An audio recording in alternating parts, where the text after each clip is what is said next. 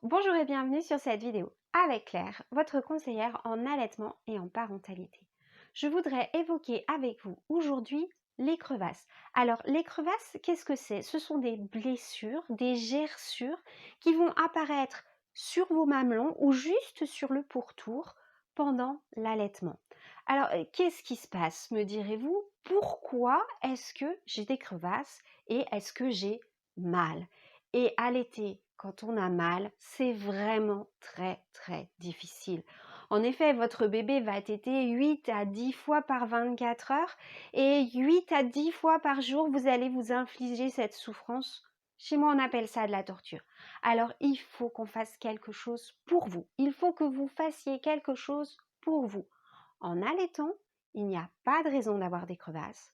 En allaitant, il n'y a pas de raison d'avoir mal. Il faut trouver la cause pour résoudre le problème. Alors les causes, elles peuvent être multiples. Ne nous leurrons pas, vos bouts de sein avant l'allaitement n'ont jamais connu une telle sollicitation. Il est donc normal qu'ils réagissent et qu'ils soient un petit peu sensibles au début. Mais j'ai dit réagir, sensibilité, pas douleur et surtout pas blessure. La peau de vos mamelons, elle est comme la peau de vos lèvres. Elle est extrêmement fragile, elle est fine, elle a besoin d'être nourrie et graissée pour résister aux différentes agressions qu'elles vont subir. Alors pour la nourrir et la graisser, vous avez quelque chose qui est magique, qui est à disposition, c'est votre propre lait. Donc le premier geste que je vous conseille de faire avant même l'apparition de la moindre crevasse, de la moindre douleur, de quoi que ce soit, c'est vraiment faire sortir un petit peu de lait avec vos doigts et étaler celui-ci sur vos mamelons pour nourrir votre peau.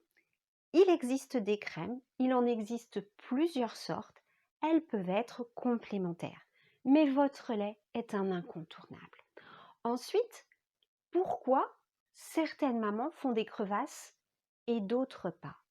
Eh bien, c'est parce qu'au moment de la tétée, il y a un frottement. Il y a un frottement entre la bouche de votre bébé et il y a un frottement entre votre mamelon. Ça peut être un frottement, ça peut être un tiraillement. La première chose à faire, c'est vraiment de rapprocher bébé auprès de vous, de veiller à ce qu'il soit bien en face de vous. Imaginez devoir téter ou manger en ayant la tête tournée. Forcément, ça tirerait dessus. Imaginez téter ou manger en ayant la sensation de tomber, eh bien forcément, votre bébé se raccroche. Ça, c'est pour parler du côté des positions. Mais il peut aussi y avoir quelque chose dans la bouche de votre bébé qui fait qu'il ne peut pas positionner sa langue ou ses lèvres de façon optimale. On appelle ça les freins buccaux. Et pour cela, eh bien, il faut avoir un examen complet de la bouche du bébé pour faire le point, pour comprendre ce qui se passe. Alors, si vous avez des crevasses, mettez du lait de fin de tétée pour graisser et nourrir votre peau. Si vous avez vraiment très mal, vous pouvez prendre du Doliprane si vous avez l'habitude d'en prendre, bien sûr, et veillez aussi à montrer la façon dont vous vous installez à un professionnel de santé pour qu'il vous aide peut-être à trouver une position un petit peu plus adéquate. Vous pouvez aussi montrer votre bébé à quelqu'un qui est formé sur les freins de langue intrabuccaux et qui pourra vous dire ce qui se passe et vous montrer aussi des petits trucs et astuces pour vous aider.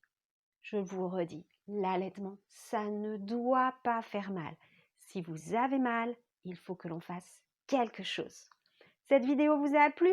Cliquez sur j'aime, je saurai que je vous ai été utile. Vous avez un commentaire, une question? Allez-y, notez-les, je vous répondrai personnellement et avec beaucoup de plaisir.